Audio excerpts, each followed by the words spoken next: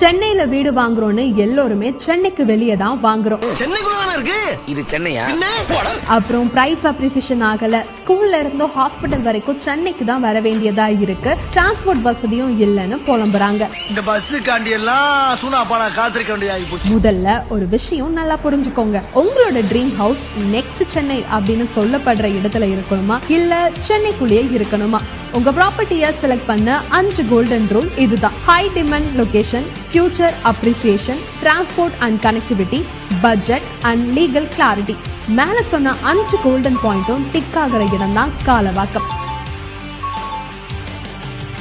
கண்ணை மூடிட்டு காலவாக்கத்துல நீங்க ப்ராப்பர்ட்டியை வாங்கி போடலாம். காலவாக்கம்னு சொல்லிட்டு OMR சாலையில இருந்து 5 கிலோமீட்டர் ஆள் நடமாட்டம் இல்லாத இடத்துல ப்ராப்பர்ட்டியை காட்டுவாங்க. அதுக்கு மத்தியில OMR சாலையில இருந்து 100 மீட்டர்லயே ப்ராப்பர்ட்டி கிடைச்சா எப்படி இருக்கும்? அதுதான் ஸ்டார் ஹோம்ஸோட